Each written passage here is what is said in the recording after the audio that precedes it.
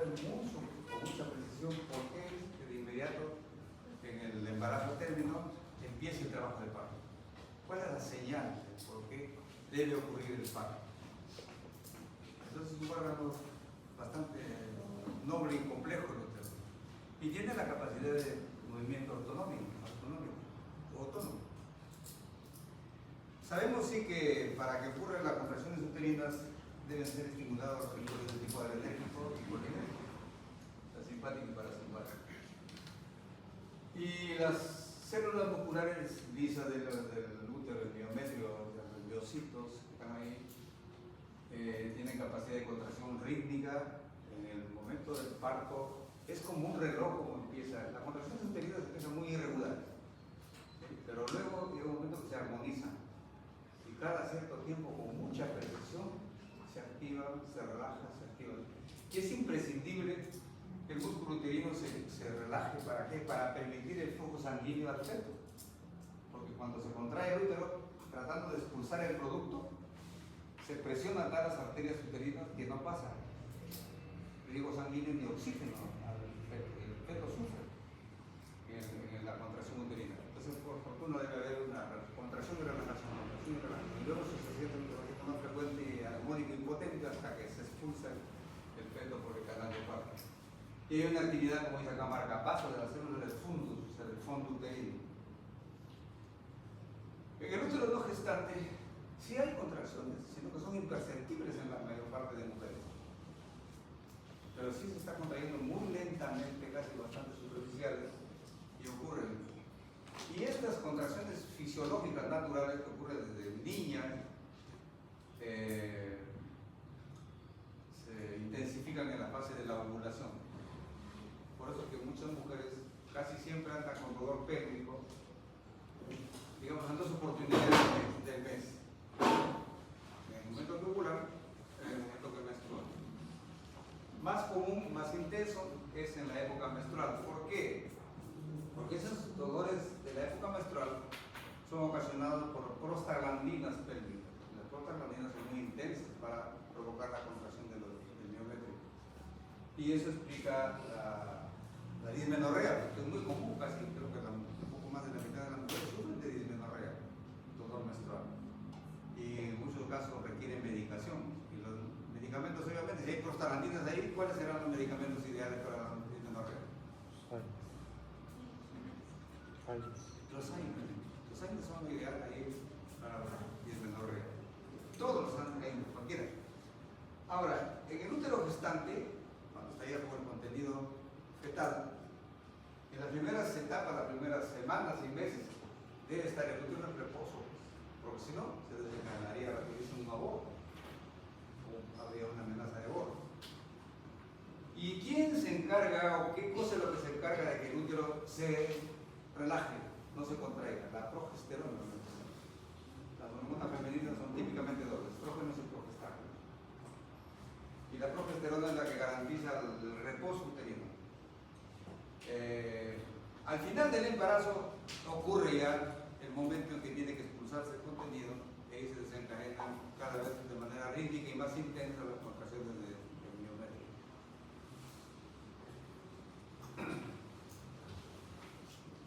Tenemos fármacos que estimulan, armonizan las contracciones uterinas, sí, a eso le llamamos oxitóxicos. Y hay 3 tipos de oxitóxicos, digamos, para trabajar este nivel: la oxitocina, las prostaglandinas y los alcaloides ergóticos. La oxitocina, ustedes lo conocen, es una hormona natural que el organismo lo producen hombres y mujeres, por si acaso. Es importantísima en la mujer. Y es considerada pues, la hormona del amor, del afecto. En verdad, se sabe que el afecto, especialmente entre parejas, responde casi de manera exclusiva a la oxitocina. Cuando damos un abrazo, se libera oxitocina, especialmente para el que está siendo abrazado. Ahora, fíjense, ya se estudió esto de tal manera, por lo que se sabe, ¿cuánto debe durar un abrazo? ¿Cuánto debe durar un abrazo para que sea, digamos, funcional, para que mejore el estado de ánimo de la persona abrazada? Hay incluso teorías sobre esto. Es interesantísimo. Y bueno, pues entonces, para que se produzca la oxitocina, especialmente en la mujer, hay un estímulo fundamental, que es el estímulo sensitivo en el cuello uterino. ¿Y por qué creen que hay, de hecho, en parte, placer extraordinario en el coito? Fundamentalmente es porque en el coito hay un acto mecánico de empuje, ¿cierto? Y el pene choca con el cuello uterino, particularmente choca directamente con el cuello uterino, y eso desencadena la liberación de oxitocina que contribuye al placer sexual, particularmente en la mujer. ¿Bien? Así que ese es uno de los mecanismos de por qué tenemos tanto placer en esta actividad. Y el otro asunto importantísimo en este caso es reconocer que se libera oxitocina de manera también extraordinaria cuando se succiona el pezón de la mujer. ¿Ya? No solamente en el momento cercano al embarazo, sino en cualquier momento. La oxitocina se libera en cualquier momento. Por eso es que es placentero para la mujer particularmente la succión de sus pezones. Lo que los sexólogos le llaman a eso la mamancia. No lactancia, sino mamancia. ¿Sí? Es fundamental como parte de la técnica sexual.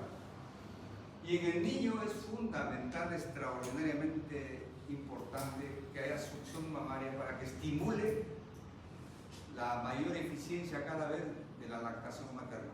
La mujer, si no recibe succión de sus pezones, va a llegar un momento precoz en que deja de producir leche materna.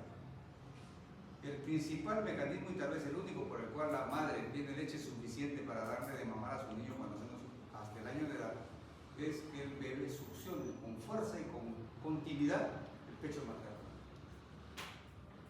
Por favor, ese es algo fundamental. Entonces, lo que debemos de deducir acá, que en verdad no hay madre, no hay mujer en el mundo que realmente tenga problemas biológicos por los cuales no produzca leche para darle de mamar a su bebé. Ese es un argumento tremendamente cruel. Cruel. De que no tengo leche, por lo tanto, a comprar leches artificiales. Ahí empiezan las calamidades para la criatura. La solución, repito, es darle el pecho, así llore el niño, así patalee, pues pataleará unos días, una semana, pero luego va a tener esa madre la cantidad suficiente de leche para alimentarlo de manera óptima.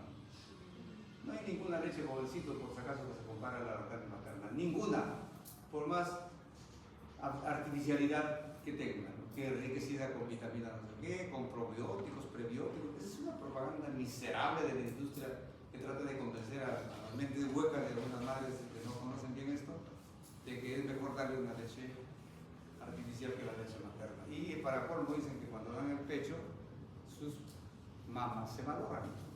Falso, por favor. Bueno, entonces la succión mamaria del lactante es fundamental para que garantice su nutrición en base a la leche materna.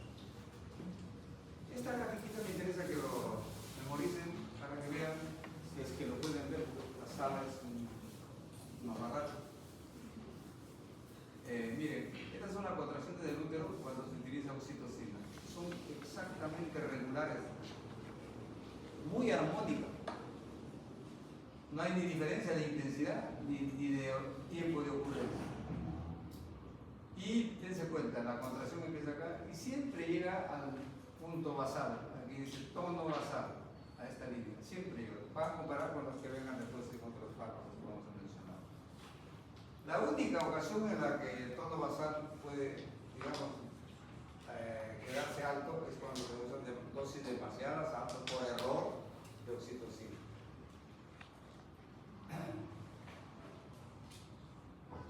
¿Para qué se usa la oxitocina? Para inducir el parto. ¿Qué pasa? No se sabe también exactamente por qué ocurre que a las 40 semanas inmediatamente comienza el trabajo de parto. ¿Quién dio la orden? No hay mucha claridad en eso. Lo que ocurre es que de repente, de manera muy curiosa, a las 40 semanas, que corresponden a más o menos 9 meses, empieza el trabajo de parto. Las contracciones un poco irregulares y después se armonizan como un reloj hasta que ocurre la expulsión del producto. pasan las 38 semanas, las 39, 40 semanas, no empieza el trabajo de parto. Eso ya es una potencial emergencia, porque si no ocurre el trabajo de parto antes de las 42 semanas, el feto va a morir. Muere. Por eso que es una emergencia, cuando ya está pasando de tiempo, de hora que dicen, se tiene que inducir el trabajo de parto, usar fármacos como la oxitocina para que empiece el trabajo de parto. Esa es la inducción del trabajo de parto, inducción del parto. Se utiliza la oxitocina endovenosa. En la atonía postparto, que es una emergencia, esta es una real emergencia. Es una cosa que impacta. El útero en promedio tiene 7 centímetros del cuello uterino hasta el fondo, 7 centímetros. Es como una verita, ¿sí? Como una molleja, así cortita, como una molleja. Y ¿saben a cuántos centímetros llega a crecer? A los 9 meses de embarazo. ¿No? ¿Sabes tú? Tú eres madre. ¿Ah?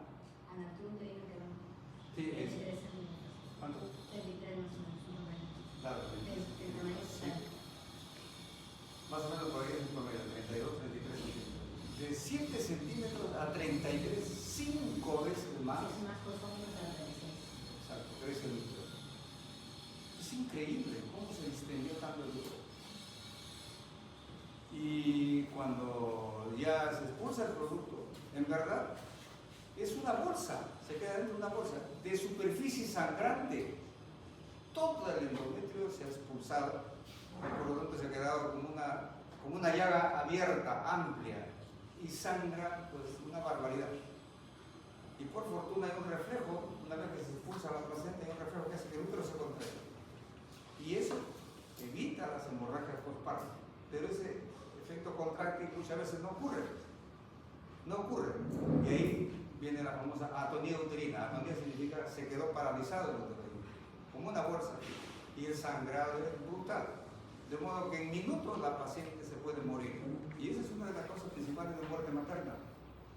¿Sí? La atonía uterina. Es una real emergencia.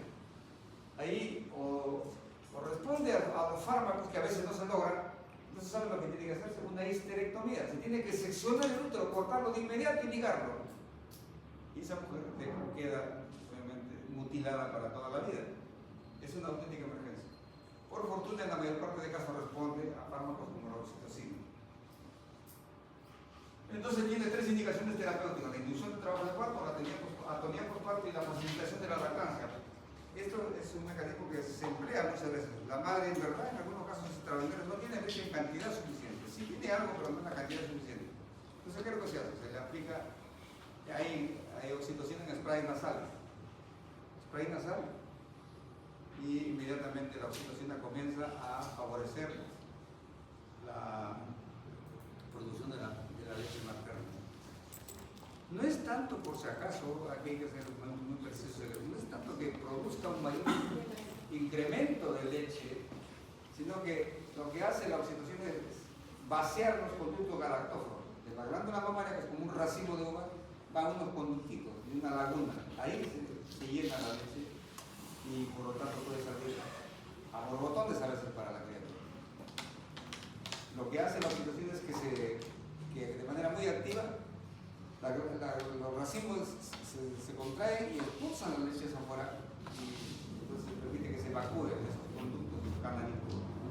Y luego se queda vacío. Ese vacío es el que estimula que se produzca más leche. ¿Sí? Entonces es un recurso extraordinario el usar la oxitocina para facilitar la lactación. ¿Hay efectos adversos? Claro que sí. Pues, la contracción a veces puede ser muy intensa, que puede producir dolor uterino. Solo de manera extraordinaria, especialmente si hay una cesárea previa, si usan oxitocina pueden producir ruptura uterina, porque el tejido uterino en cuanto está íntegro tiene esa particularidad de contraerse, relajarse, pero la cicatriz de la cesárea, no, pues es una vaina fibrótica y eso se puede romper en cualquier momento. Ese es el riesgo, pero que ya les digo, no es tan común. Los otros fármacos son las prostaglandinas, ahí está su fisiológico, no se científica. Y lo que tenemos en el mercado actualmente, básicamente misoprostol. La prostaglandina E1, misoprostol. Las de arriba también se usan, el dinoclor y dinoprostona. Y son también fármacos muy nobles en la obstetricia. Miren cómo son las contracciones por prostaglandinas comparadas con la oxitocina. ¿Se acuerdan de la oxitocina? Les decía que se fijen en este aspecto. Son armónicas igual que la oxitocina, regulares también, pero ya en tono basal generalmente está arriba. O sea, tiene mayor tendencia a producir contracciones casi podríamos decir de riesgo, ¿no? Pero aún así se usan también obviamente para que madure el cuello uterino. ¿Qué significa la maduración del cuello uterino? Cuando la mujer está embarazada, el útero es un globo del cuello uterino. Y todo este endometrio se ha convertido en membranas en el embarazo y en la placenta. Entonces expulsa todo este contenido y el cuello uterino está allí. En el trabajo de parto, de manera extraordinaria, el cuello va madurando y se va aplanando, de modo que al final, en el momento del parto, sigue el útero distendido y ya no encuentran el cuello uterino, encuentran esto. Ya no lo encuentran así, grueso como acá. Se llama borramiento del cuello uterino. Una vez que llegó a esto, comienza a dilatarse el cuello uterino para que nazca el feto. Muy bien, entonces este asunto del borramiento del cuello uterino necesita que antes se haya ido perdiendo este grosor, y eso se llama maduración cervical. Cuando progresa a su desaparición es la maduración cervical. Y muchas veces eso no ocurre fisiológicamente.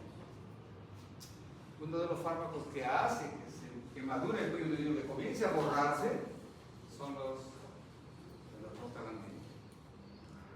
Por eso se usan en la maduración cervical.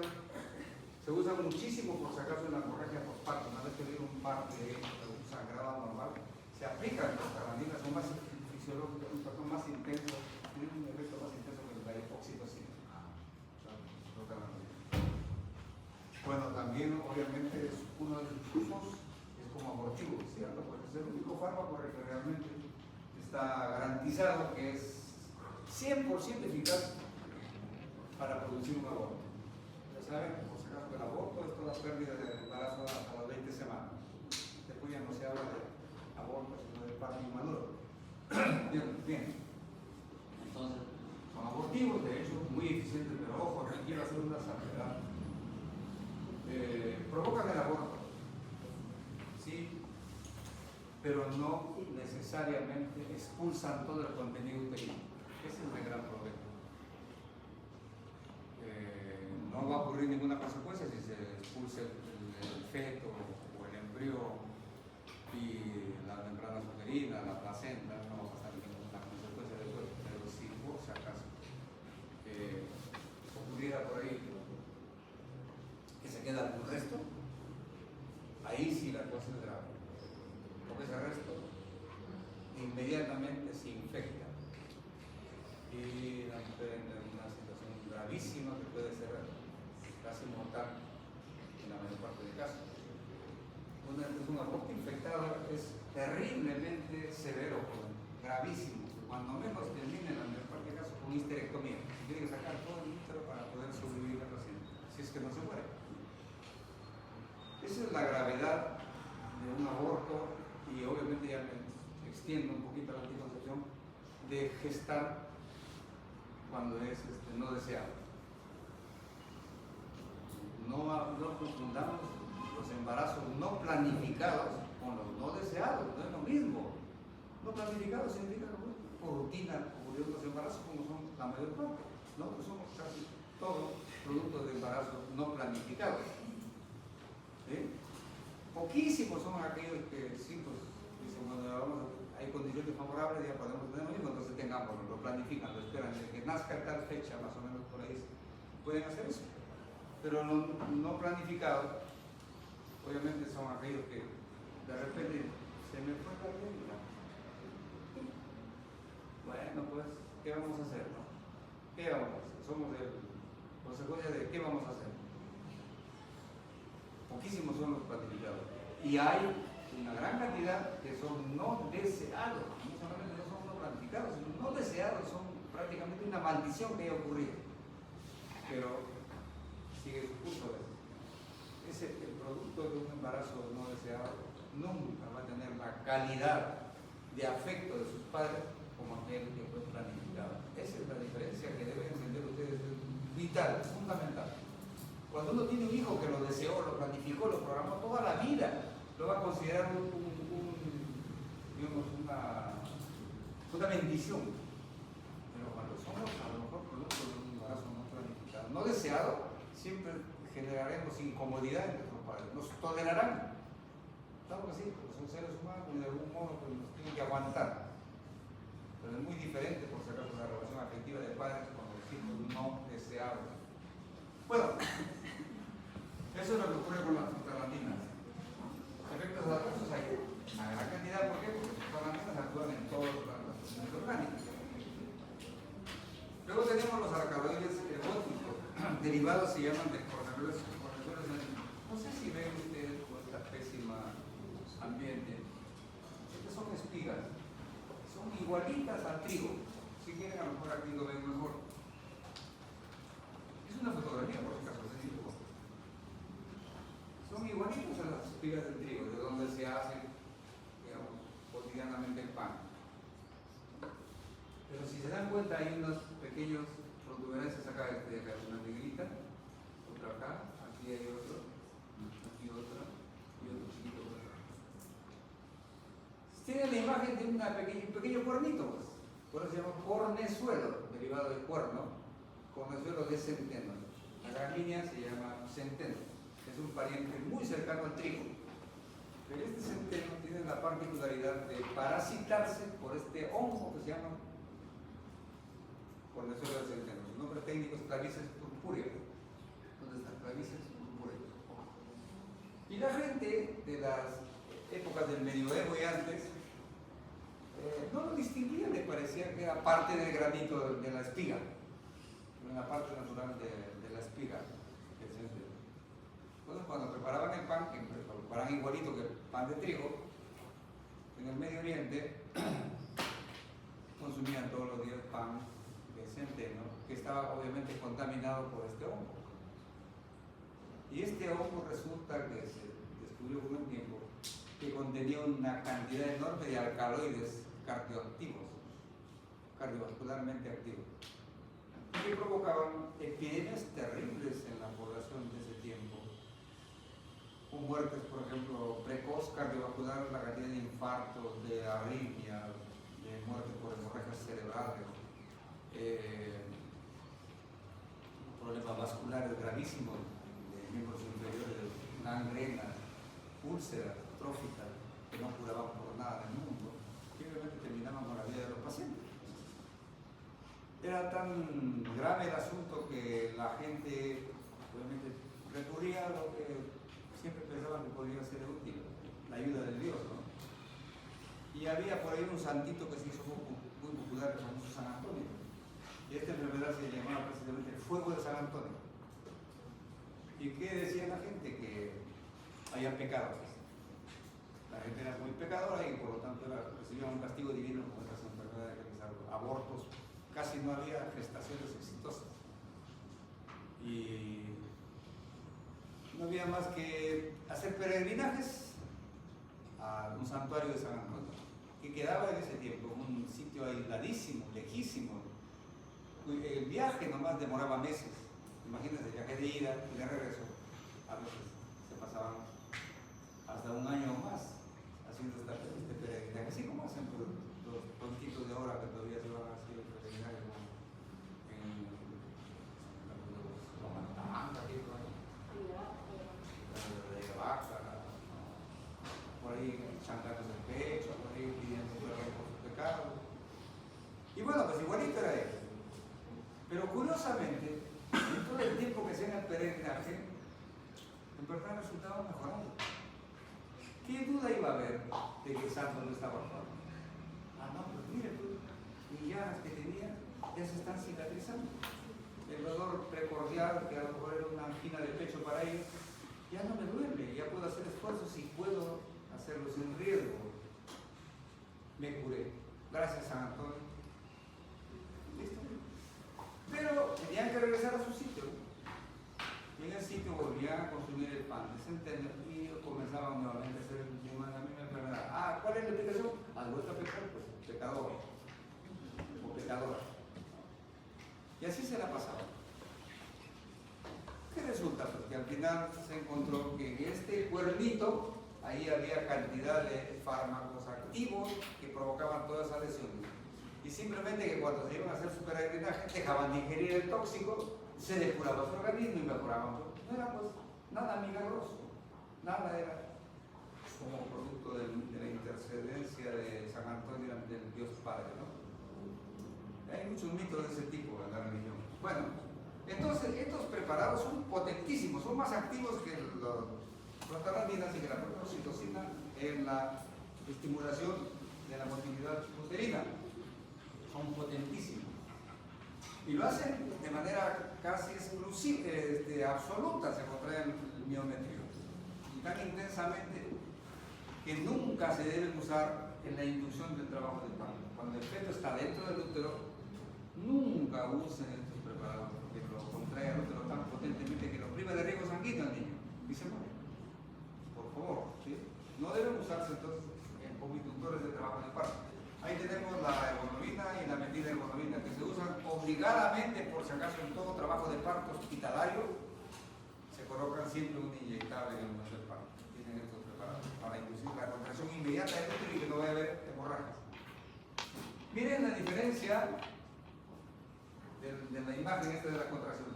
Las anteriores, se dan cuenta, han sido bien bonitas, regulares. En cambio, en esta, aquí se aplicó el energótico y miren, se contrayó y no regresó al estado basal en ningún momento. El estado basal está acá, aquí no. Por lo tanto, contraen al útero de un modo extraordinariamente intenso e impiden el riego sanguíneo interno. Si estuviera la placenta ahí y hubiera un embarazo, obviamente va a significar muerte uterina, del feto.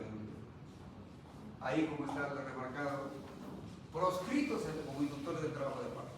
No se debe ser como inductor del trabajo de parto. Pero sí son muy útiles en la atonía uterina cuando se quedó flojo el útero, cuando hay hemorragia postparto, son muy activos.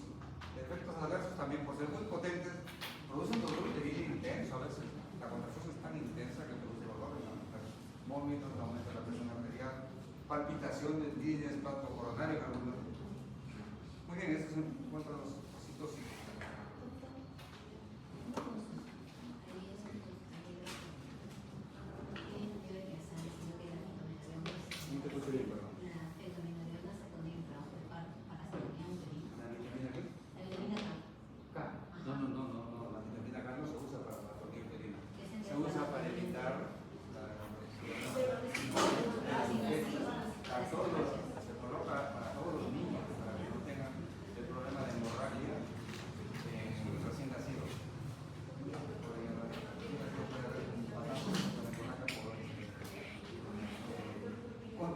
Un pequeño volumen de sangre y puede ir a hacer hiperbilirubinemia por la ruptura de sus glóbulos rojos en el interior de la vascularidad, y eso es rapidísimo, promueve la síntesis de bilirubinas.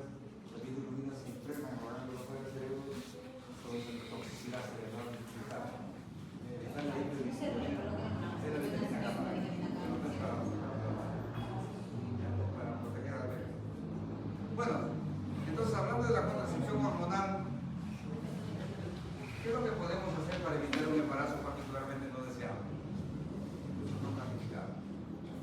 Primero, el concepto es importantísimo, pero les invito a revisar jóvenes, porque esto es trascendente.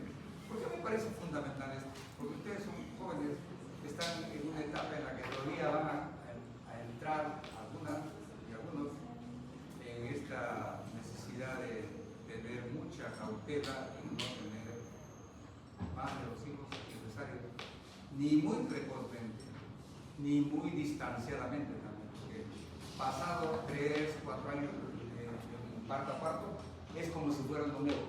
Las mujeres tienen los mismos riesgos de la química. O sea, debe embarazarse tal vez como un ocurre cada 2 años o cada 3 años. Mientras quiera tener hijos. Ni muy seguido, ni muy distante, ni mucho número de hijos. Para eso hay que regular la familia. Y ahí está la anticoncepción. El término paternidad responsable incluye esta consideración, responsabilidad. En verdad, tener un hijo jovencito exige ser muy consciente de que conlleva una responsabilidad suprema. Porque imagínense, vamos a traer al mundo una criatura que nunca deseó, nunca pidió venir. Nunca pidió venir, ¿no? Una mantita, por favor. No, es que he tomado clorfenamina porque estoy con malestar. Estás con malestar. He tomado clorfenamina y... No, ¿quieres irte tal vez? No. Ay, duerme.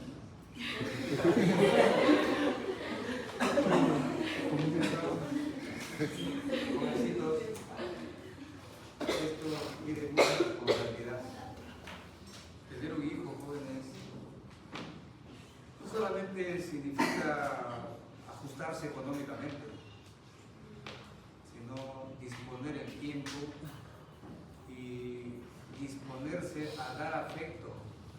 Nosotros tenemos un compromiso, por favor, tómenlo así, es un compromiso de darle afecto cotidiano, permanente, el máximo que se pueda a la prole. Si no nos formamos con afecto, vamos a hacer de estos individuos un fracaso social, un fracaso individual, etc. Debemos de garantizar que tengan el pan asegurado todos los días. Y si no podemos hacer eso, por favor, no cometan la irresponsabilidad de tener hijos que van a tener carencias. Necesitan el acompañamiento, pero irrestricto de los padres, especialmente en los primeros 5 años de vida. Esto es algo establecido, jóvenes. Los primeros 5 años son los básicos para el ser humano, los básicos, por favor. Después de los 5 años pueden sacarse la lotería y darle lo que quieran, regalos lo que quieran, pero no van a recuperar el tiempo perdido de los primeros 5 años. Hay países, creo que les he comentado, países escandinavos, que saben lo que hacer. Cuando nace un niño, inmediatamente llegan los funcionarios del gobierno, atiéndanme pues quieren, llegan los funcionarios del gobierno y le dicen, muy bien, sabemos que ha nacido un niño por acá, ustedes son los padres, sabemos que está, todo lo tienen pues ya, digamos, muy sus estadísticas, y dicen, sabemos que ustedes trabajan en tal sitio, bueno, el Estado a partir de ahora va a asumir su remuneración durante los primeros 5 años. Ahí está bonito tener hijos. Usted no trabaja ahora. 5 años el Estado le va a pagar su remuneración habitual, pero con la condición de que dé evidencias tangibles de que esos 5 años se lo pasaron con sus hijos. No le dan 5 años para que vacacionen. Diariamente tiene que reportar qué actividades formativas ha hecho con sus criaturas. Es increíble, miren, esos países existen, parecen de otro planeta. Son los países escandinavos, Noruega, por ejemplo, Noruega, Suecia, Finlandia. Finlandia, por si acaso, tiene los mejores indicadores de educación en el mundo, Finlandia. Ahí están los modelos educativos más importantes que hay. Bueno, son países del otro mundo. Hablamos de Perú, ahí, una vergüenza. Bueno, entonces estos 5 años son fundamentales. Así que, por favor, repito, me interesa mucho que ustedes reflexionen, jóvenes, porque van a llegar un momento que van a decidir por optar por un embarazo o no.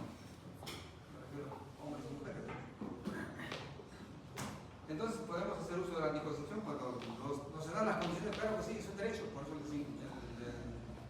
comentaba que me irrita una barbaridad cuando veo que al efecto, como este cura que dice, porque es que usar la piel de cobre, pues si no, no lo casa, no lo matrimonea.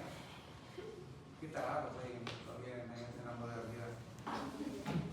Control de natalidad, me interesa también comentarlo, porque esta es una política de Estado que surgió con los nazis en la época de Hitler, en la época de Mussolini en Italia. Ellos impusieron que no debería permitirse que tal grupo étnico siga desarrollando, que ojalá desaparezcan los judíos. Ahora sí deberían desaparecer los judíos, como Netanyahu, como un asesino criminal, pero en esa época se les hizo desaparecer del modo más brutal. Los gitanos, también bonitos, fueron perseguidos. Bueno, entonces, ¿qué dispusieron ellos? Políticas estatales que busquen desaparecer del mapa a ese tipo de población. Y luego se ha dirigido esto a la anticoncepción. Y no se imaginan ustedes que uno de los gobiernos más criminales que se ha ocurrido en el mundo es un régimen de Pol Pot en Camboya y el régimen peruano del Fujimorismo. No se imaginan ustedes la trascendencia del acto criminal que cometió el gobierno de Fujimori en este aspecto, ¿sí? Tomó su problema de la esterilización forzada. Eso no es un invento, es una realidad lamentable, te juro, terrorífica, que ocurrió en el gobierno de Fujimori. En esa época, yo vine a hacer mis pininos acá de médico por la comunidad campesina de Morro, que era una ONG, y ahí conversaba con enfermeras en los centros de salud periféricos, obviamente en las ciudades no lo hacían en los sitios más pobres, más periféricos. Les daban a cada enfermera en su centro de salud unas metas. Decían, por si acaso, el Ministerio de Salud espera que este mes captes 50 pacientes, puedo decir un número, 50 pacientes para ligarlas, obligadamente, 100 pacientes para colocar este cobre, 200 que reciban ampollas trimestrales, 300 que tomen la píldora anticonceptiva combinada. Y si tu esposo no quiere, tómalo escondido. No estoy diciendo que hay que pedirle permiso al esposo, sino que ya es algo denigrante que se trate de, en lugar de convencer a la pareja, de convencerlo se llama consejería. De frente, como un delito escondido tenga que tomarse esa decisión. Generó problemas de pareja tremendos.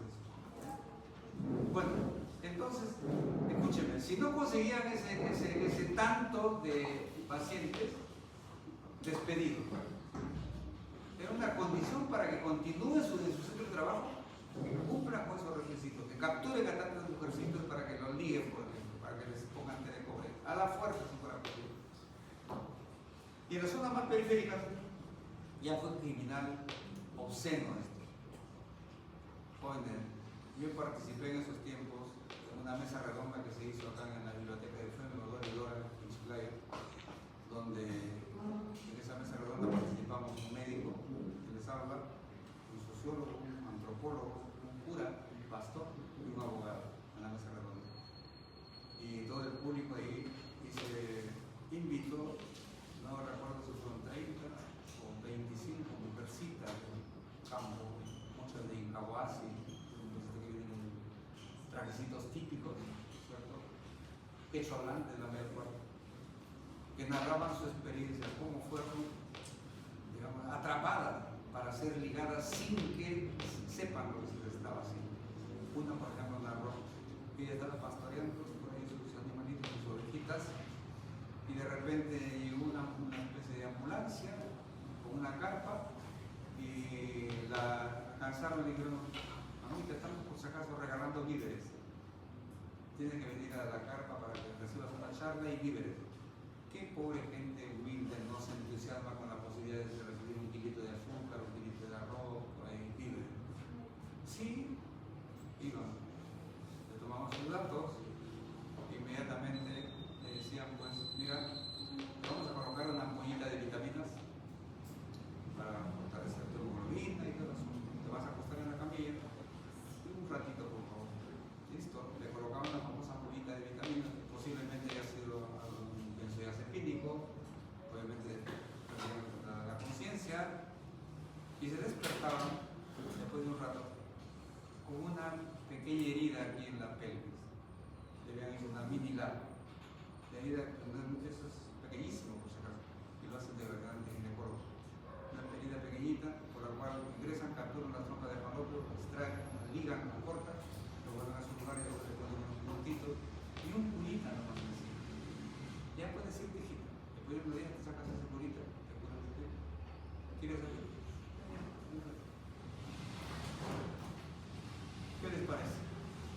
¿Qué cosas te digo? ¿Qué no son nada? Simplemente has traído, has tenido un lunarcito, has tenido un lunarcito, y ella te distrajo. Estate tranquila, no te va a pasar nada. No te va a pasar nada. ¿Saben cuántas? No recuerdo exactamente el número, pero la mayor parte morían. Porque en esa zona le hacían sin ninguna asepsia, sin ningún cuidado posterior, sin ningún control. Muertes de mujeres campesinas pobrísimas, cruelmente asesinadas. La Corte de Derechos Humanos de San José Costa Rica sancionó al país y impuso una multa millonaria para darle a los familiares que habían quedado por esta gente muerta. Eso es lo que ha ocurrido en el país. Les juro que es una realidad, pero que se trata de ocultar. Este miserable de Aguinaga, el que está de congresista, es uno de los promotores de esa política de control de la natalidad. Y sigue descaradamente actuando políticamente. La Keiko Fujimori, cómplice de su padre en esos crímenes, sigue descaradamente queriendo ser presidenta del país. Por eso es que hay odios, jóvenes, hay odios que no pasan y que algunos los seguimos gritando. Porque no podemos soportar, no podemos olvidar que se ha cometido tanta canallada en este país. Bueno, ese es el propósito control del planeta. Una política impuesta verticalmente para cegar el crecimiento poblacional de la gente pobre particularmente. Porque son pobres, pues vienen a jodernos la vida. Los pobres vienen a jodernos la vida para estos miserables.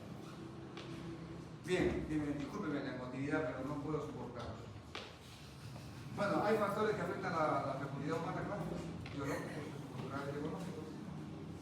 Bueno, se ha calculado de que una población supuestamente sana, que se emparejan entre los 15 y 50 años, no hacen uso de métodos de control natal. El promedio de hijos que se tiene son 15, uno más y uno menos. Y el intervalo de nacimiento es 18 meses a 24 meses. Es lo común, casi siempre entre hermano y hermana se llevan 2 años, ¿no? ¿Sí? Es lo común. ¿Qué es lo que determina ese intervalo de 18 meses a 24 meses?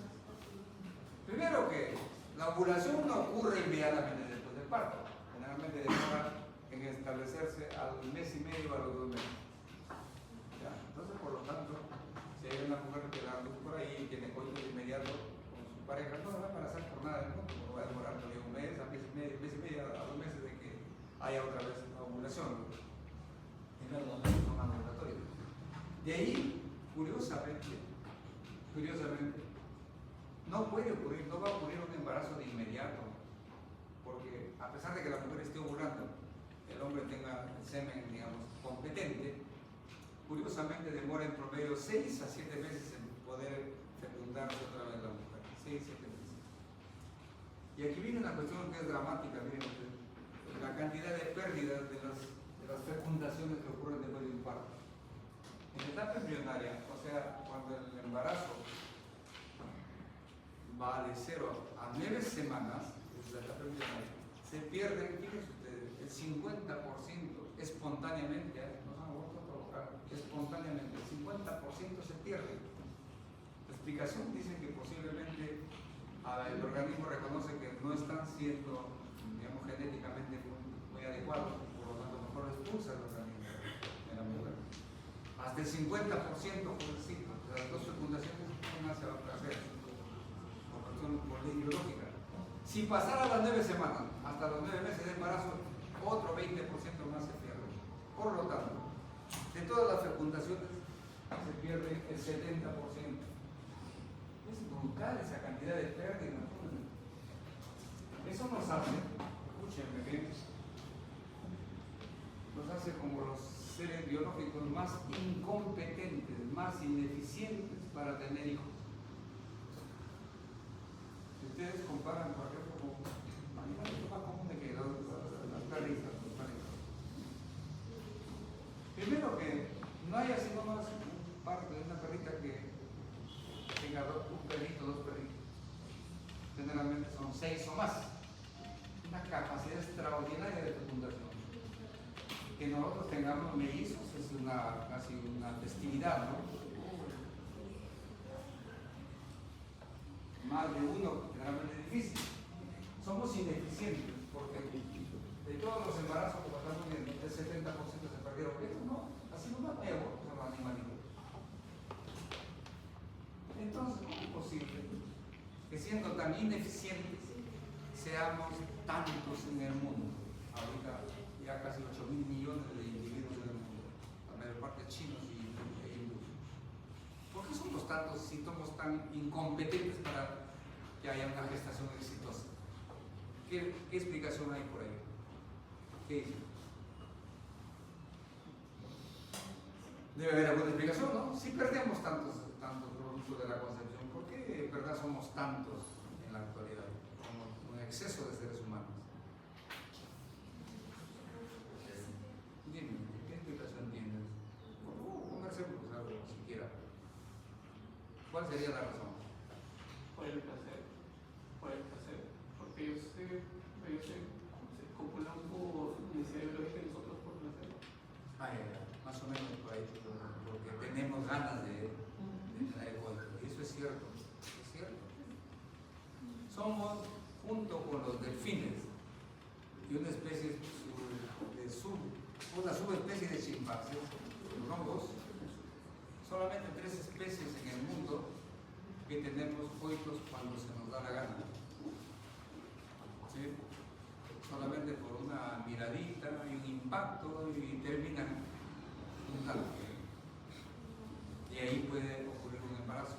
De hecho, claro que sí. Somos, repito, junto con los chimpancés y las subespecies de chimpancés y los delfines, los únicos que podemos tener coitos en el momento que se nos ocurre y las veces que querramos. Los animales no pueden hacer eso. Una perrita no puede tener coitos cuando se le da la gana, tiene que tener toda una concurrencia hormonal que le llaman estro. Y eso ocurre cada 6 meses. Cada 6 meses. Así que si hubiera una pareja de perrito y perrita, el pobre perrito tendría que esperar siempre 6 meses para recién copular con la perrita. Y en los leones es más dramático. ¿Sabes cuánto espera un león si tuviera una hembrita de disposición? 3 años. Las leonas entran en esto cada 3 años. Así que el león se muere de aburrimiento. Tiene que comprar el auto, celular para entretenerse. Si fuera así, hubiésemos desaparecido como especie hace tiempo. Y otro asunto por ahí, ustedes no se preguntan estos detalles, espero que sí. ¿Saben cuántos óvulos primordiales tiene la mujer cuando ya está madura sexualmente? En ambos ovarios. ¿Cuánto? No les han enseñado biología. Cada mujer que empieza que ya es sexualmente activa, madura, tiene 400.000 óvulos primordiales. Si sabemos que cada óvulo primordial va a dar lugar a un óvulo maduro, y un óvulo maduro es posible de ser fecundado, no puede dar lugar a un hijo, teóricamente, matemáticamente, la mujer podría tener 400.000 hijos. ¿Y cuánto llega a tener? En promedio 15, con mucho esfuerzo. Miren entonces la cantidad de desperdicio de óvulos que hay en cada mujer. Y el colmo ya más brutal de la ineficiencia lo tiene el varón. Porque si es solamente suficiente un espermatozoide para fecundar el óvulo, ¿por qué en cada eyaculación, cuántos espermatozoides se eyaculan, mi estimado? Millones, pero no sé. No las has contado. Tenemos cuando menos 50 millones por centímetro cúbico de semen. El promedio es 3 centímetros cúbicos. O sea, en cada eyaculación emitimos 150 millones de espermatozoides. Y si solamente es uno para fecundar un óvulo, ¿por qué demonios tanto desperdicio? ¿Se dan cuenta? La conclusión que somos incompetentes, pero vergonzosamente para tener problemas. Y por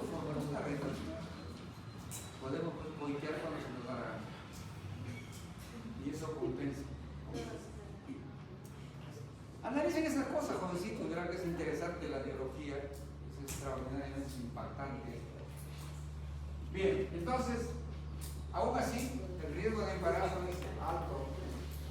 ¿Tiene papel higiénico? El riesgo de embarazo es alto, por eso es que usamos anticonceptivos. Otro dato que les va a sorprender. A ver, atiéndame. Otro dato que les va a sorprender. Tú sí que andas bien preparada.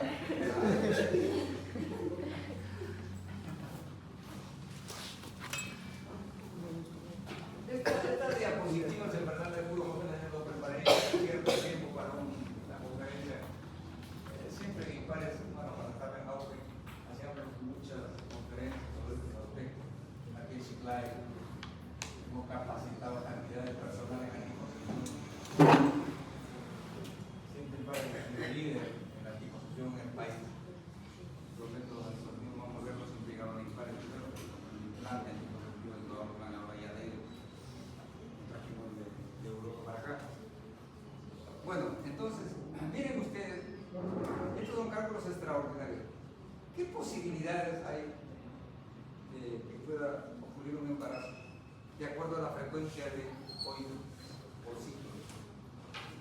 Si la pareja tuviera casi un coito diario, digamos 20 coitos por ciclo, la posibilidad de embarazar a la mujer es 43% nomás. Si tuviéramos una frecuencia promedio de 10 por ciclo, que es casi lo común, 10 coitos por ciclo, miren, ¿cuánto va? 28%. Y si fuéramos golondrinos, que un mes nomás llegamos a la casa, por lo tanto, un coito por ciclo, ¿cuántos embarazos podríamos inducir a nuestra pareja? Solamente un 4%. Aquí pues ya van a necesitar ayuda, ¿no? Van a necesitar ayuda porque no hay que haber mucha coincidencia para que alguno de ellos termine en una fecundación, un embarazo. Y más aún sabiendo que de este 4%, ¿cuántos se pierden? El 70%. O sea, prácticamente una vez nomás tendría de lograr un embarazo exitoso. Eso, repito, es curiosísimo, pero es la realidad. Es la realidad. Bueno. Así que, a pesar de que nos asusta mucho, ¿no? A veces llegan por ahí el doctor a la noche y dicen, ¿qué hacemos? ¿Qué se asustan si acaso había asegurado que podía haber una fecundación? Pero aún así, bueno, ¿qué hacemos? La píldora del día siguiente. Es una opción realmente real, pero no es muy probable que haya una fecundación. Es más improbable que probable que ocurra una fecundación por un coito accidental. Estadísticamente estoy hablando, sino que tiene tanto impacto un embarazo no deseado que parece una barbaridad, ¿no es cierto? Bueno. Hay pues una serie de factores, por ejemplo, sociales, en la edad del matrimonio, las restricciones sociales. Eso depende de la cultura. En el mundo musulmán, los matrimonios, por si acaso, y la posibilidad de convivir con la pareja ocurre incluso desde la niñez, ya hablando de la adolescencia de las mujercitas. Los casan desde 9 años, 8 años y pueden convivir con su marido. Y está permitido por su religión. No es inmoral, no es una perversión. Y por lo tanto ahí la posibilidad de embarazo viene desde temprana edad. En Europa, al contrario, las mujeres no quieren embarazarse ni así les paguen. Su vida social es tan dinámica que prefieren esa vida social a tener que estar criando a un hijo o una hija. Hay religiones en las cuales en cierto tiempo del periodo de la mujer no pueden tener relaciones.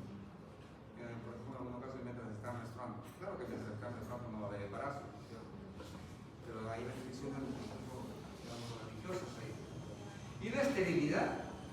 muchas veces es alta. Se estima que en cierta población, hasta el 20% de la población de varones es estéril. Y muchas veces en el fondo hay una ITS escondida ahí como causante de esterilidad, por ejemplo las infecciones por clamidia. Son altamente provocadoras de esterilidad masculina y femenina también. Bueno, aquí para reiterar, cuando una mujer, particularmente repito, una mujer, no hablo de pareja, una mujer decide embarazarse, debe hacerlo con muchísima responsabilidad y es la que debe tomar la decisión principal. El varón opina, no debería opinar, ¿no? La que debe tomar la decisión de la mujer, porque ella corre con el riesgo del embarazo y todo lo que hemos estado hablando. Y hay legítimo derecho de tener relaciones por el hecho de brindar y recibir placer. No es cierto, les juro, yo he leído la Biblia, yo les hablo con fundamento. En ningún momento dice que hay una orden divina que diga que el hombre tiene que convivir con la mujer solamente con el fin de tener familia, como dicen algunos miserables religiosos. Por favor, las relaciones sexuales son parte de la vida, parte del afecto. Hay incluso un nuevo grupo de derechos humanos, se llama derechos sexuales y reproductivos. ¿Qué dice uno de ellos? Que la pareja tiene derecho de dar y recibir placer. Es un derecho humano considerado actualmente, dar y recibir placer. Y por lo tanto, no hay actividad más placentera en verdad que tener una relación sexual. Eso está demostrado. Debe ser normalmente más placentera que cualquier otra. Lo que pasa es que hay moralidad contaminante que hace que muchas veces las relaciones sean consideradas pecaminosas y por lo tanto la mujer se bloquea, particularmente la mujer se bloquea y anula esa posibilidad de tener un goce sexual.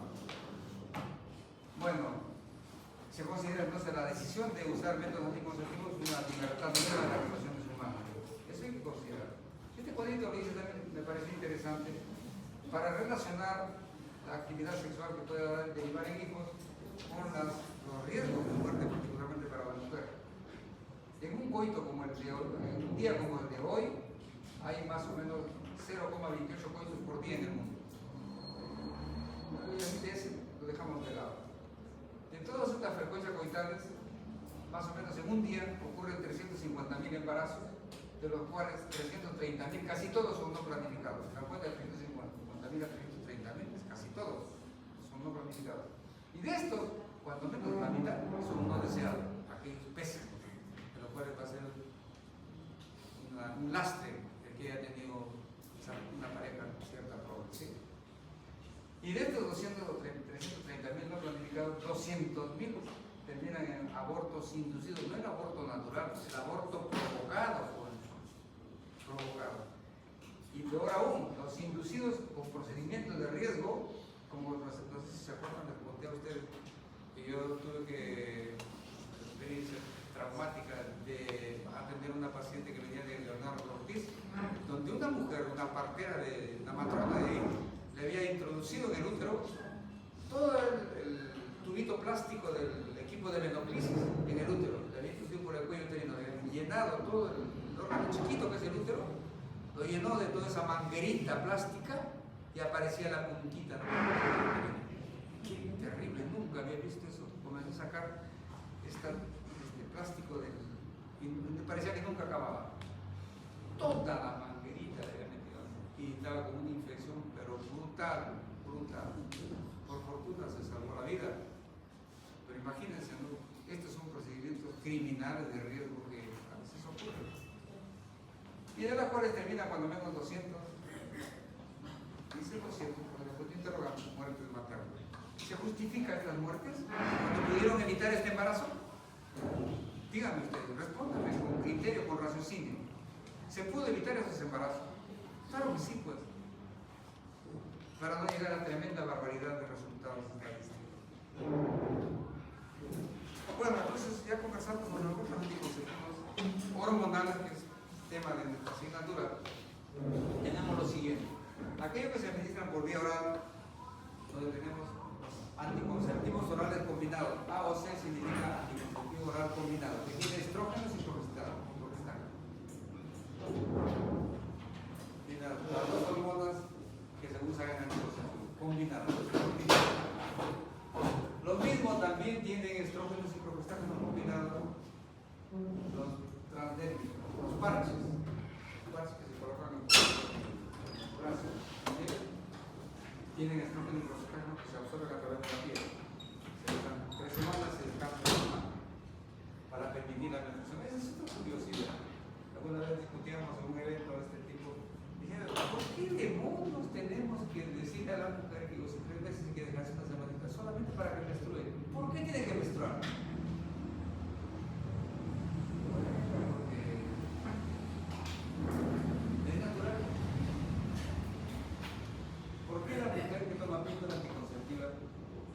Toma 4 semanas pildorita diariamente y descansa 1 semana. ¿Para qué? Para que menstrue.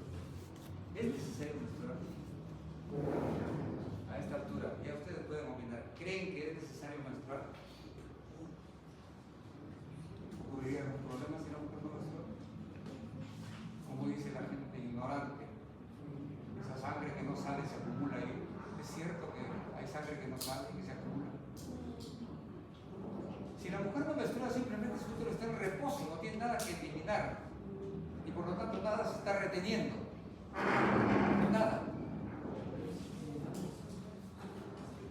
Hay una gran cantidad de mujeres modernas que usan píldoras anticonceptivas, escúcheme bien, diariamente, sin parar, meses y años, y nunca menstruan. Para ellas es una bendición no menstruar. Yo me juro que alguna vez les digo, qué suerte que soy varón.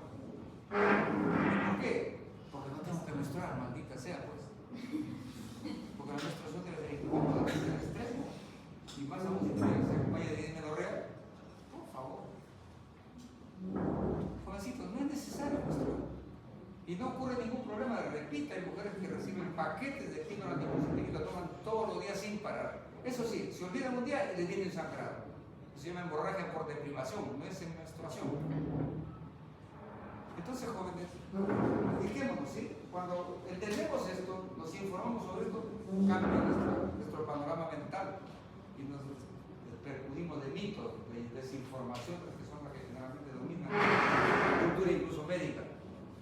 Entonces, podría usarse la píldora anticonceptiva por días seguidos, por meses y por años. ¿Saben quiénes generalmente usan así los píldoras de manera continua? Las prostitutas.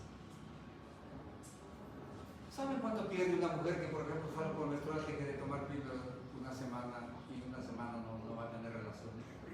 ¿Saben cuánto? Es un negocio, viven de eso. Así que, cuando se informan bien de esto, toman píldoras todos los días y todos los días no pierden su negocio.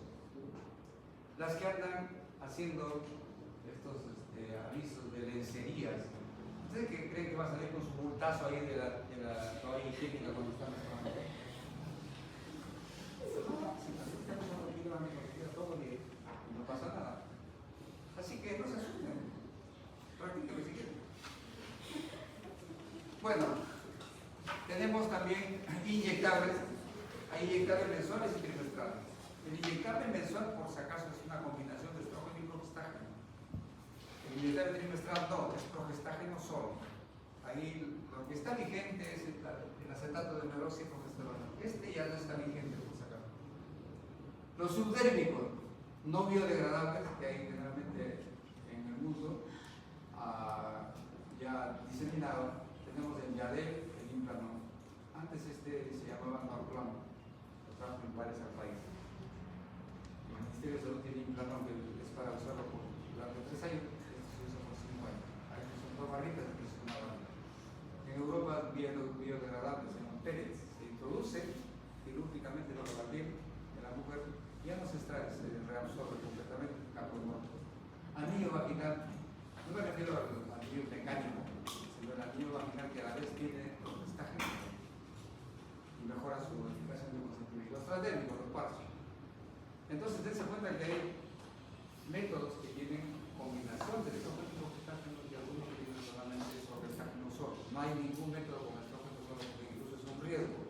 Usar el estrógeno solo puede producir hiperplasia endometrial y incrementa el riesgo de cáncer de endometrio y de mama. El mecanismo de acción me interesa que lo tengan, por favor, ahí fijo, impregnado, impactado en su mente.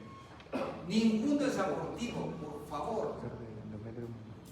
Es un insulto hablar de que los métodos hormonales anticonceptivos son abortivos. Y eso, por ejemplo, se dijo mucho sobre la anticoncepción oral de emergencia, la famosa píldora del día siguiente, mal llamada píldora del día siguiente. No es abortivo. Y simplemente, pues, jóvenes, deduzcan de los nombres. Estos métodos contienen progestágeno. Son diversos, progestágeno. La progesterona, la hormona que produce la mujer biológicamente, es la madre de los progestágenos. ¿Y por qué se llama progestágeno? Deduzcan etimológicamente. Progestágeno. ¿Qué proviene? Promueve, facilita, permite, sostiene un embarazo. ¿Cómo puede ser que una hormona que lo promueve, lo facilita, lo refuerza, vaya a ser un abortivo? Es un insulto de inteligencia. ¿Sí? Lo que pasa es que cuando se usa esto, impide la ovulación. Precisamente ¿por qué? Porque supone la hormona que hay un embarazo ahí y por lo tanto impide que haya ovulación. Porque ¿qué sentido tiene que la mujer que está embarazada ovule? Por favor, tengamos claro eso. Sí. Repito, no hay ningún método realmente abortivo. Muchos dicen de la telecobre. Croxato es un investigador chileno extraordinario, una autoridad mundial en anticoncepción, es el padre de los ríos. Él hizo una investigación extraordinaria. A mujeres que estaban usando telecobre, nos dio un estudio y con unos equipos especiales aspiraba el contenido uterino de la mujer que estaba viviendo. Y extrajo ese contenido uterino en las mujeres que estaban ovulando y las que no estaban ovulando. Y encontró, particularmente en las mujeres que estaban ovulando, en esos fluidos ningún óvulo estaba fecundado o estaba deteriorado. O sea, no tenía ninguna actividad de cobre sobre el óvulo como célula terminal. Y además de eso, encontró todos los espermatozoides lisados, sin cabeza fundamentalmente, solo colita. O sea, no encontró ninguna evidencia de fecundación para decir, aquí sí ha habido fecundación y por lo tanto puede haber un aborto. Encontró todos los óvulos vivos y los espermatozoides lisados. La conclusión fue que el mecanismo de acción de la telecobre es espermatolisis. Espermatolisis, destruye los espermatozoides y así impide el embarazo, no porque sea abortivo. Eso, por favor, ustedes creen que no lo saben los promotores, especialmente de la Iglesia Católica, especialmente los del grupo estos del Opus Dei, que son enemigos jurados de la anticoncepción, pero esos son tan imbéciles estos tipos que acusan a toda institución que trabaja en anticoncepción, los acusan de aborteros. Ahorita ya casi no van, pero hasta hace poco un montón de cucufatas, mujeres desgraciadamente, con monjas encabezándolos ahí, iban al frente del imperio con cartel: no al aborto, déjenlos vivir. Ahí, mudas pero con carteles ahí. Ay, me da una gana de agarrarlos a matar, ¿no? Pero bueno, ya se aburrieron. Lo único que le dije es a la monjita, porque había una monjita que iba a ir en el recinto, simpática la monjita. Y dije, madrecita, ¿por qué se espanta usted por el aborto? ¿Alguna vez se embarazaba? Para que tenga temor al aborto. Digo, si quieres tener una experiencia de embarazo, pase, por favor, mi consultorio es desde el fondo. No venga a perder tu tiempo acá. Está perdiendo tu tiempo consumiendo una barbaridad. Se sonrojó como la mujer. Que ella estaba pedida por Diosito. ¿Sí saben que las monjas son enamoradas de Cristo? Las novias de Cristo. ¿Saben eso? Sí, les juro que ese es su acto de fe fundamental. Son novias y quieren ser esposas de Cristo. Así como el imbécil del alcalde de Lima, que fue que está postulando la presidencia. ¿Sabían ustedes que él dice que está enamorado de la Virgen María? Me quería muy corto. Les juro, ese es pero un tipo. Es un insulto de inteligencia. Dijo, él es serio. O sea, nunca en su vida le dio un coito, porque es un religioso, pero a ultranza. trans, ¿verdad? Y considera que los coitos son pecaminosos. Él dice que sí, él se siente enamorado realmente, pero con pureza de la Virgen María. Debe estar espantado pues el Padre Eterno, ¿no? Porque como la madre de su hijo, pues se le está presentando por ahí la competencia. Pero, algunos tendrán, algunos de ustedes pensarán, el doctor es un candidato para irse al infierno. Solo sé que cuando me muera, si realmente Dios, voy a discutir con él. Y le voy a decir simplemente, ¿sabes qué? Tú me diste la capacidad de pensar, de analizar, y he actuado con criterio, con inteligencia. Me he equivocado, sí, me he equivocado, maldita sea, pero sí he sido suficientemente inteligente para discutir contigo. No he sido ningún borrego idiota que te sigo solamente como animal ciego. Eso va a ser mi argumento.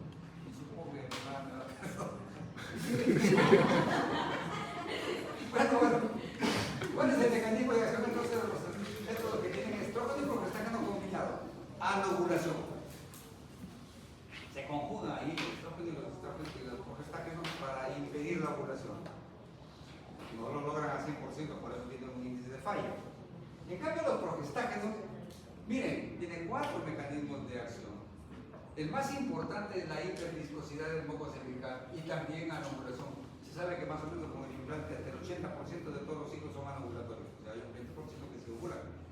Pero no ocurre, ¿por qué? Por la hiperviscosidad del moco cervical, alteración de la función tubárica y de endometrios que les explico rapidísimo, imagínense ustedes. Cuando hay un coito, el cuello uterino, voy a empezar con otra cosa.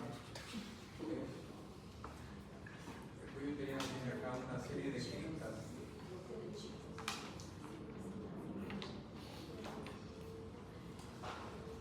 ¿Listo? Esto está para acá en el fondo, no luce la transmisión. Cuando ocurre un coito, pobrecitos, se deposita el semen acá, la tapa final. ¿Saben qué ocurre? Que la mayor parte de espermatozoides tratan hasta lo imposible por salir de este sitio. ¿Por qué? Porque huyen, tratan de huir del canal vaginal.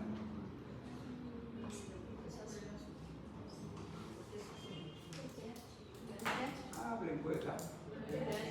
¿Por qué? Exactamente, sí. Porque el pH vaginal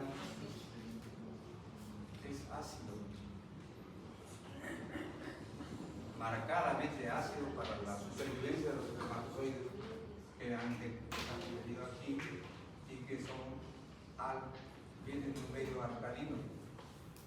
El semen es alcalino, es como un jabón, y los fluidos vaginales son ácidos, como un limón, y son incompatibles. De modo que los espermatozoides que han nacido y crecido en un medio alcalino, apenas entran en estado de acidez, comienzan a deteriorarse y a degenerar. Y duran a lo mucho 24 horas acá. Después se lisan. Entonces los pobres, ¿qué hacen? Tratan de, hasta lo imposible, de ingresar al cuello uterino. Ingresar al cuello uterino y se introducen en estas criptas de acá. Se meten ahí. Y en estas criptas siguen nutriéndose, siguen capacitándose para que de acá, después de 72 horas, esto por si acaso, yo repito, Croxato, de chileno extraordinario, el único chileno que admiro, al resto los odio,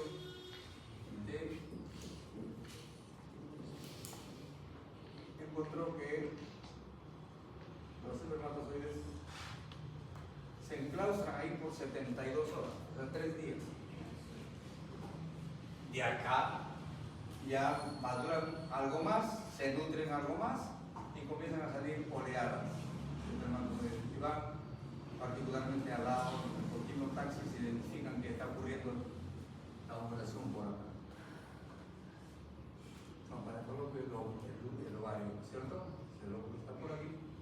Identifican que por acá va a ocurrir la ovulación y comienzan a migrar.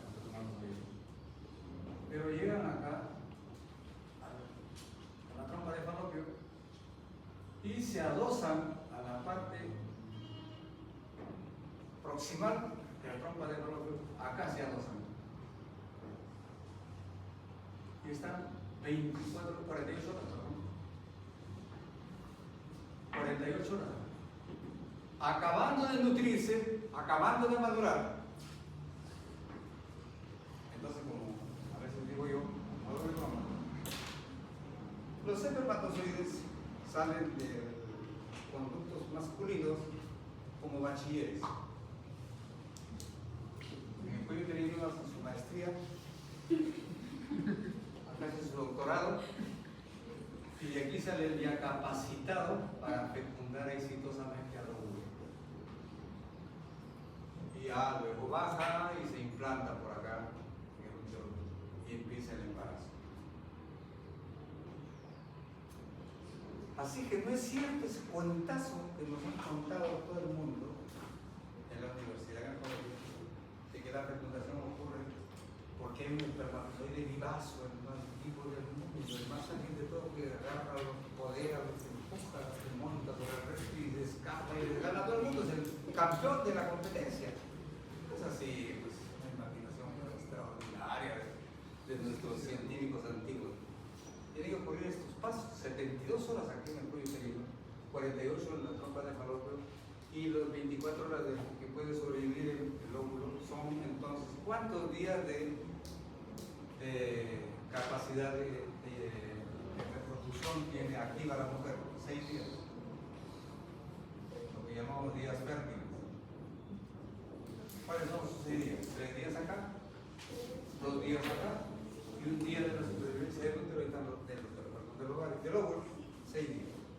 Y Croxato todavía se imaginó con cierta, digamos, inocencia que podría ocurrir que la tecnología médica podría avanzar algún día en que pudiera establecer un dispositivo, tal vez electrónico, que la mujer a lo mejor se lo podía poner en la frente y el dispositivo detectaba estos 6 días.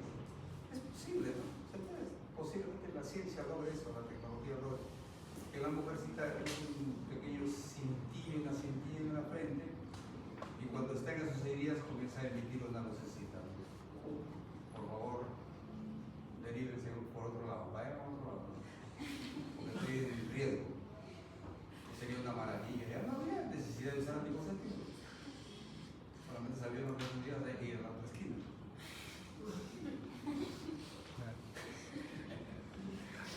Miren, es curioso, pero es real, esto es científico. 6 días solamente tiene de días de riesgo la mujer para quedar embarazada. Así que esos días que a veces les han contado por ahí, nos han contado que días, 5 días antes después del ciclo, que después de la menstruación, que no se debe tener relaciones. Es un inventazo de los más infantiles que existen. Bueno, entonces, ¿a qué iba con esta explicación? De que las glándulas del útero también producen el famoso moco cervical. Moco cervical, que tiene funciones extraordinarias y que va variando de intensidad. Por ejemplo, en los épocas de que la mujer está ovulando, este moco cervical es como una saliva. Eso la mujer lo puede detectar, ¿sí? Entonces lo dedos en la vulva, en la vagina, y saca la mucosidad, que es filante, es elástica. Entonces, en ese día la mujer está ovulando y por lo tanto sería riesgoso tener un coito. En los otros días se cierra y se forma como un almidón viscoso, como una cola de pegamento, dificilísimo de penetrar. Entonces los espermatozoides, cuando encuentran este medio, tratan de ingresar adentro, lo logran, pero se quedan atrapados acá en el cuello uterino, en la entrada del cuello uterino, y obviamente mueren ahí. Ese es el mecanismo de acción principal de los métodos progestacionales, la hiperviscosidad de la secreción del cuello uterino, el moco cervical. Se atrapan y ya no pueden seguir avanzando y mueren ahí, rapidísimo. Ese es entonces el mecanismo de acción principal de los métodos progestacionales, como el implante, como la ampolla de 3 meses. De no permitir que sigan avanzando los espermatozoides y quedan atrapados en el moco del cuello uterino. ¿Ya? Aparte de lo que se logran escaparse, pues no encuentran la ovulación también. Beneficios no anticonceptivos, por si acaso, no solamente bueno para evitar el embarazo, los métodos anticonceptivos, son los mejores reguladores de la regla, la píldora, por ejemplo. La mujer que tiene irregularidad menstrual lo regulariza casi como un calendario exacto. Sus reglas se van a ocurrir cada 28 días. ¿Sí? Entonces, la mejor forma de regular los ciclos es tomar píldora anticonceptiva. Menor incidencia de embarazos ectópicos, de la enfermedad pélvica inflamatoria. Y ojo, esto de ahí, por favor. Está demostrado, jovencito, que la mujer que usa, por ejemplo, píldora anticonceptiva por años, tiene menor riesgo de hacer cáncer de endometrio y de ovario. Así que ese cuento también de que los métodos hormonales producen cáncer, por favor, cierto, algunos pueden ser interpretados en riesgo, por ejemplo, el cáncer de mama. Cierto, el cáncer de mama se relaciona al uso de estrógeno, y de estrógeno particularmente en el anticonceptivo, porque se usa demasiado, en dosis muy altas. Y a propósito de dosis, por favor, jovencitos, miren, la píldora original, la primera que salió al mercado mundial, tenía 150 microgramos de quinilestradiol, el estrógeno usado universalmente como anticonceptivo, 150 miligramos. Se vio que esto era potencialmente riesgoso, se bajó a 100. Luego, y seguía siendo eficaz como anticonceptivo. Luego se comenzó a bajar más, 50 microgramos. Luego, 30. Luego, 20. ¿Saben cuánto tiene una píldora moderna? 15 microgramos. De 150 a 15. Entonces, solo por el beneficio de la menor dosis y hay menor riesgo. ¿Sí? Y estos, cuando se toman con regularidad, son tan eficaces que lo que tenían antes, 150 microgramos. Obviamente, estos tenían más efectos colaterales. Así que no se puede comparar las píldoras originales con las píldoras actuales. Básicamente por la cantidad de hormona mínima que existe, y además porque la tecnología farmacéutica ha elaborado con mayor pureza de síntesis estas hormonas actuales que las comparativamente las originales.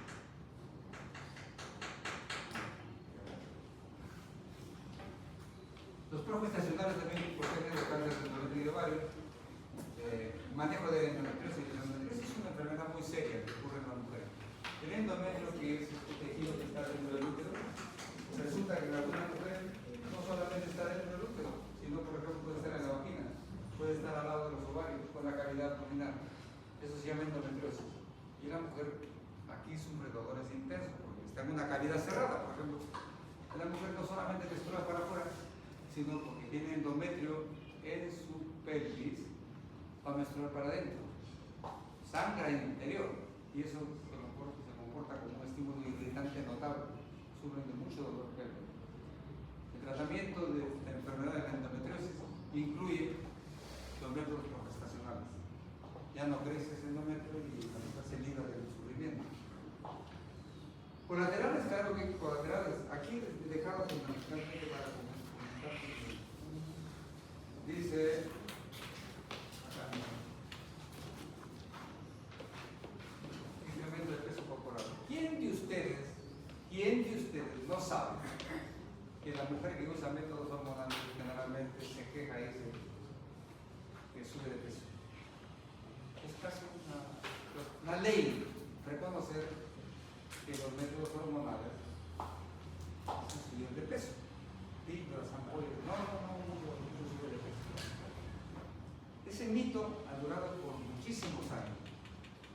Antes de la pandemia, en el 2018, por ahí hubo el último Congreso Mundial de Planificación Familiar en México. Y ahí se presentaron resultados de investigaciones tremendas que se han hecho para ver esa relación de efectos colaterales supuestos con la realidad científica. ¿Y qué se ha encontrado? Es una falsedad, es un mito cultural, eso del incremento de peso por hormonas anticonceptivas. Rapidísimo, tal vez pueda servir esta explicación. Miren, la mujer tiene una línea de vida que es así. Nacimiento, muerte por acá. Aproximadamente, en promedio en la vida moderna, la mujer a los 11 años de edad, esta es casi una regla universal, empieza a menstruar y por lo tanto también empieza a ovular. Despierta como mujer, sexualmente reproductiva y activa. Y entra en un proceso de maduración algo lento que aproximadamente a los 25 años de edad llega a la plenitud. Aquí está ya una mujer hecha y derecha sexualmente hablando y reproductivamente hablando. ¿Sí? Obviamente la vida sexual en la mujer no espera a los 25 años, generalmente por acá nomás están ya teniendo su primera relación sexual y de 16, 17 años. ¿Sí? Entonces la vida sexual activa empieza desde acá y se mantiene muchas veces hasta más allá de la menopausia, más de 45 años. Hay mujeres que siguen teniendo relaciones por los 60, 70 años, algunas ya no. ¿Sí? Pero bien, esa es la vida sexual activa. Y la madurez reproductiva tiene un límite, 25 años, y aproximadamente a los 35 años de edad empieza el climaterio. Entonces, etapas premenopáusicas, menopáusicas y postmenopáusicas. E irremediablemente, escúchenme, irremediablemente, aproximadamente a los 43 años, 45 en promedio, deja de tener hijos. No puede tener hijos más. ¿Por qué? Porque sus ovarios dejaron de funcionar y ya no hay ninguna ovulación que va a ocurrir después de esta edad, en promedio. ¿Sí? Bueno, entonces la vida reproductiva óptima de la mujer está entre los 25 y 35 años. 10 años de estado óptimo para embarazarse. No digo que acá no puede embarazarse, claro, sí, acá también, sí, pero esto ya es con riesgo. El embarazo en adolescente, el embarazo en edad madura, o hipermadura. Son riesgosos. La vida óptima entonces va de 25 a 35 años. Muy bien. Entonces, desde que la mujer empieza a usar métodos anticonceptivos, que es por acá, desde que comienza a tener coitos, se mantiene mayormente a esta edad, que desaparece la regla. Entonces, se dan cuenta que se superpone entre la vida reproductiva y la etapa en la que usa métodos anticonceptivos, y generalmente usa métodos hormonales. Pero ¿qué quiero que se fijen? En que por aquí ocurre un evento social.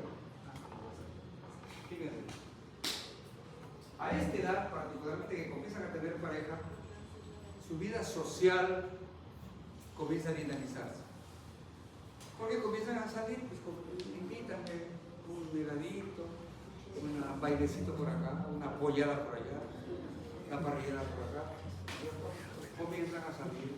¿Y qué significa divertirse en nuestra cultura? La diversión significa comer y beber.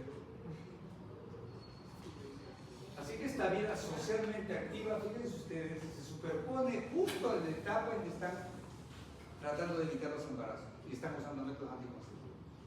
Para colmo, a esta edad viene el dominio, la tiranía del sedentarismo. Por ejemplo, ¿quién de ustedes me dice ahorita que es deportista? ¿Alguien es deportista? ¿De qué? Juego. ¿Ah? Fútbol. Muy bien, hombre. Sí, yo pensé que eras ajedrecista, pues no sirve de nada la biología. Mujeres, ¿quiénes de ustedes practican deporte? Nadie. ¿Quiénes salen a caminar por el gusto de caminar? Muy bien. Ya. Pocas. Entonces, por eso digo, aquí se establece la tiranía del sedentarismo. En la mayor parte de casos están tiraditos en su casa leyendo, espero que leyendo, estudiando, pero también están viendo su televisión, están con el celular ahí 28 horas al día, están con la laptop, el televisor. Este es gravísimo, este asunto. cuando estadísticamente y en estudios científicos serios se sacaban estas variables, se han sacado y se ha encontrado que la relación método hormonal, incremento de peso es 0. Cuando está esto junto, ahí sí se dispara el indicador del incremento de peso corporal y que aparentemente se relaciona con los métodos anticonceptivos. Esto ha confirmado, repito, jóvenes, que el incremento de peso en la mujer que está usando métodos anticonceptivos en general tiene que ver con estas variables. Comer en exceso, beber en exceso y el sedentarismo. Eso es fundamento científico, ¿sí? Muy bien. Bueno, parámetros de uso.